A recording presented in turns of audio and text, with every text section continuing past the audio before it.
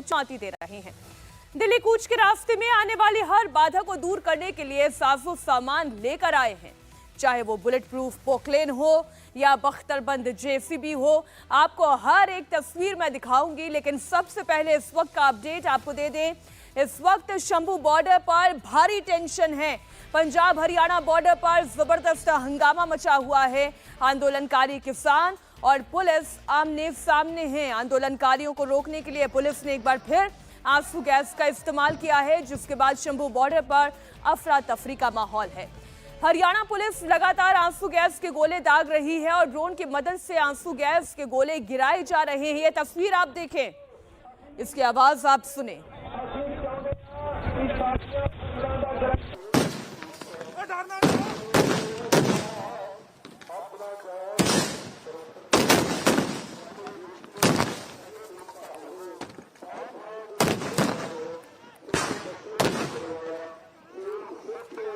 पिछले 4 घंटे से शंभू बॉर्डर पर यही चल रहा है। किसान बार बार बैरिकेड तोड़ने के लिए आगे बढ़ते हैं। उन्हें रोकने के लिए पुलिस आंसू गैस के गोले दागती है। किसान तितर बितर हो जाते हैं और थोड़ी देर के बाद फिर वो जमा होकर आगे की तरफ बढ़ने लगते हैं।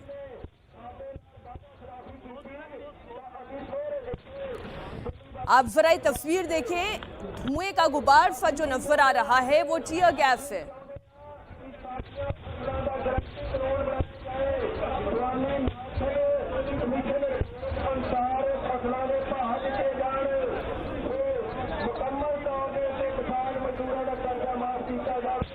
आप तस्वीरों में देख सकते हैं कैसे आंसू गैस का इस्तेमाल हो रहा है और उसके बाद आंदोलनकारी किसान थोड़ी देर के लिए तितर बितर भी हो जाते हैं। भगदड़ की स्थिति बन जाती है। पुलिस की प्राथमिकता यह है कि आंदोलनकारियों को पहले तितर बितर किया जाए, उन्हें एक साथ बैरिकेडिंग की तरफ आगे बढ़ने से रोका जाए और इसके लिए सुरक्षा कर्मी बीच बीच में आंसू गैस का इस्तेमाल भी कर रहे हैं, और बल्कि बीच बीच में नहीं, लगातार कर रहे हैं।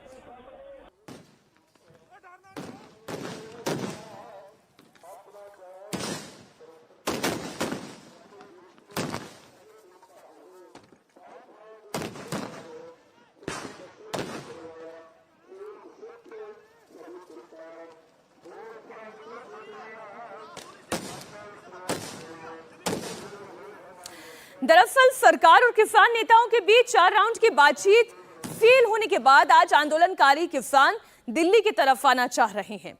उन्हें हरियाणा बॉर्डर पर रोकने की तमाम कोशिशें की जा रही है। आंदोलनकारी किसान जैसे ही पुलिस की बैरिकेडिंग की तरफ आगे बढ़ते हैं, उन्हें रोकने के लिए पुलिस के पास और कोई विकल्प भी तो नहीं है, वो आंसू गैस का इस्तेमाल करते हैं। शंभू बॉर्डर की एक और तस्वीर मैं इस वक्त आपके सामने रख रही हूं। कितनी बड़ी संख्या में इस वक्त यहां पर आंदोलनकारी दिखाई दे रहे हैं और आंसू गैस के गोले जैसे ही यहां पर दागे जाते हैं, उसके बाद किसान तितर बितर होकर इधर उधर हाईवे के नीचे की तरफ जो खेत बना हुआ है वहां घुसने लगते हैं और फिर ट्रैक्टर ट्रॉली में जा घुसते हैं।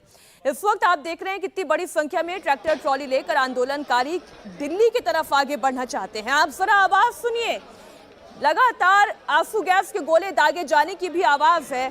किसान तितर बितर भी हो रहे हैं आंदोलनकारी, लेकिन पीछे नहीं हट रहे हैं।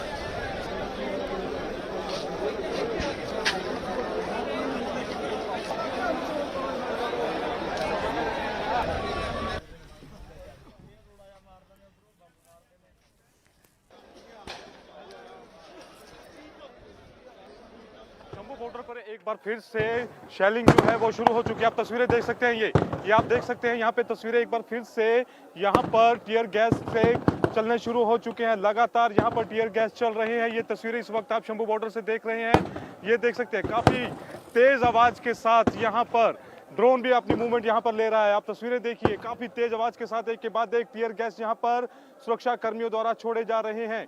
ये आप तस्वीरें देख सकते हैं। इस वक्त यहाँ पर लगातार जो है शेलिंग जो है यहाँ पर हो रही है। एक के बाद एक टीयर गैस यहाँ पर छोड़े जा रहे हैं।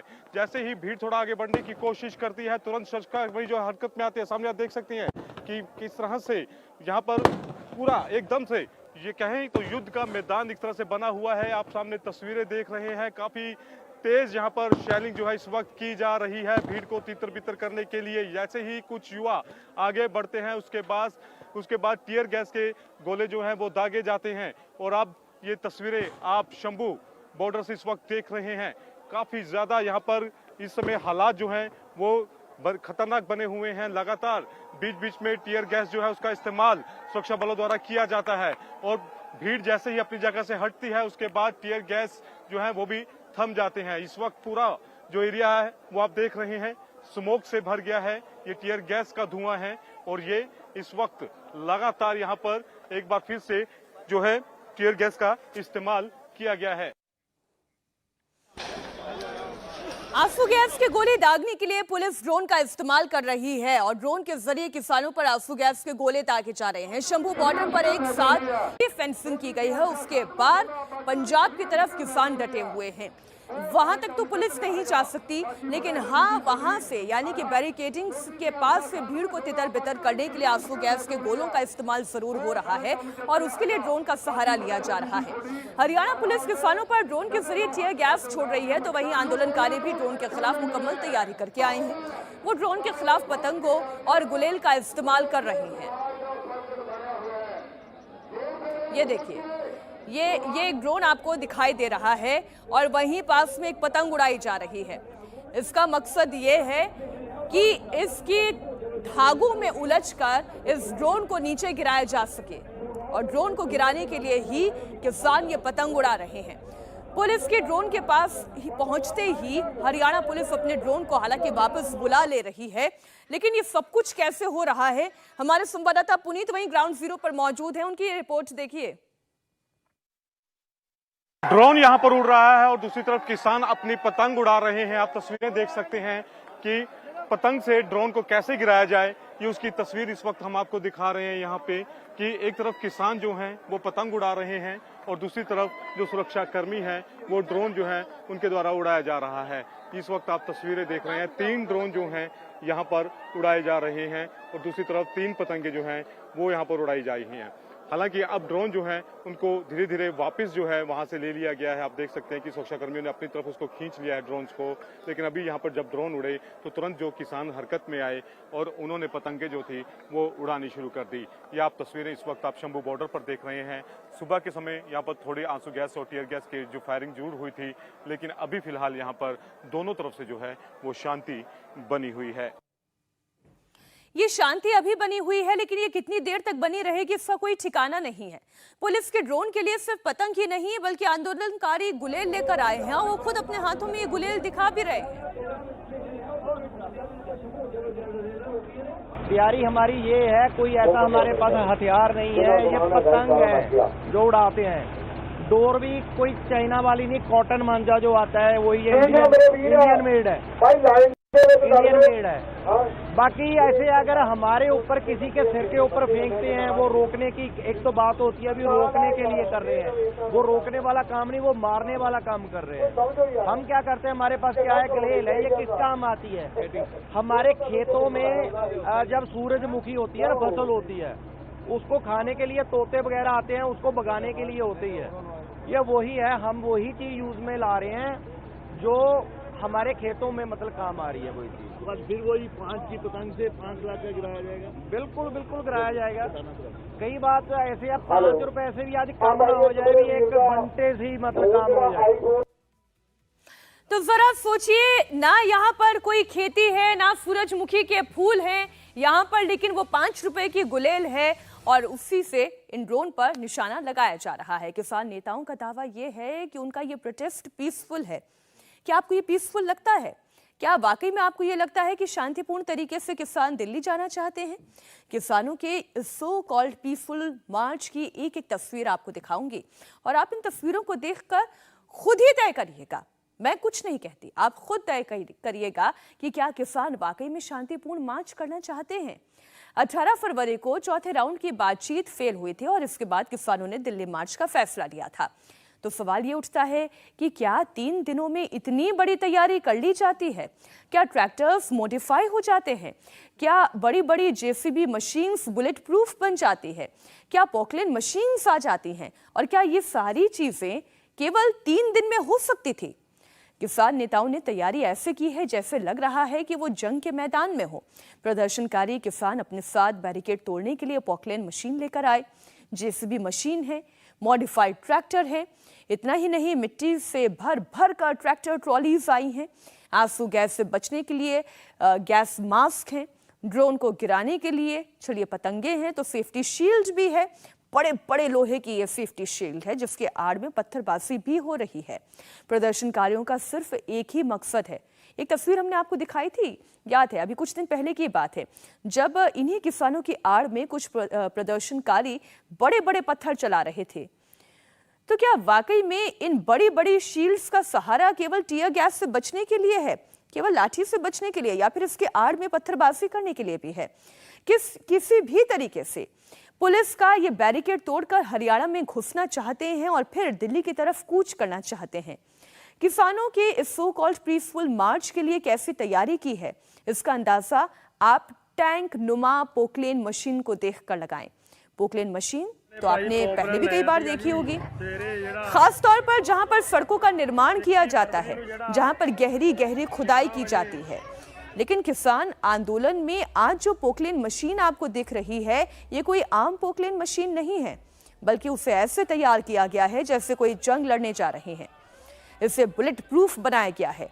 पोकलेन ऑपरेटर के लिए बाकायदा एक केबिन तैयार किया गया है, यानी कि जो शीशे का केबिन जहां पर ड्राइवर बैठता है, उसके ऊपर लोहे की चादरों का भी एक केबिन तैयार किया गया है। मतलब ये कि पोकलेन मशीनों को इस तरीके से मॉडिफाई किया गया है जिससे ना तो आंसू गैस के गोलों का असर हो और ना फिर इन गोलियों का। इसका मतलब तो यही है कि ये तैयारी केवल 3 दिन की नहीं थी, बल्कि लंबे समय से इसकी तैयारी की जा रही थी। अब सवाल ये उठता है कि अगर पीसफुल मार्च करना ही है तो फिर उसमें पोकलेन मशीन का काम क्या है? अगर आप लाना भी चाहते हैं तो फिर इसे मॉडिफाई करने की जरूरत क्या है? मॉडिफाई क्यों किया गया है, उसके पीछे का कारण आपको समझाती हूं। शंभू बॉर्डर पर इस वक्त 2 मॉडिफाइड पोकलेन मशीनें हैं।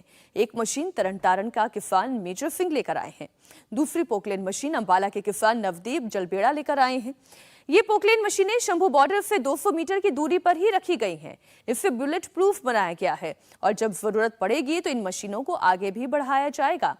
पोकलेन मशीनों को मॉडिफाई किया गया है, इसे बुलेट प्रूफ बनाया गया ताकि पुलिस की गोली का असर भी इन पर ना हो और ये टैंक की तरह अपना पूरा रास्ता सफा चट करते हुए, क्लियर करते हुए आगे निकले।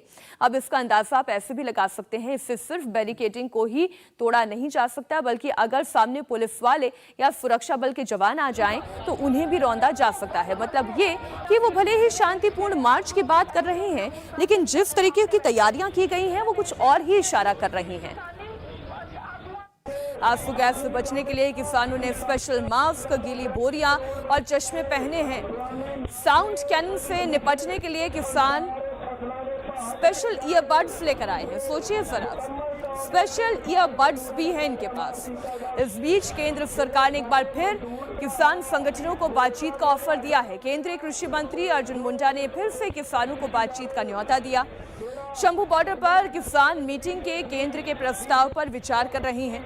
इससे पहले किसान नेताओं और केंद्र सरकार के बीच 4 राउंड की बातचीत हो चुकी है, लेकिन वो भी बेनतीजा रही है। अब सरकार ने 5वें राउंड की बातचीत की पेशकश की है। इसमें सरकार का कहना यह है कि वो एमएसपी, पराली, क्रॉप डाइवर्सिफिकेशन पर बातचीत करने के लिए तैयार है। चौथे दौर तक की बातचीत होने के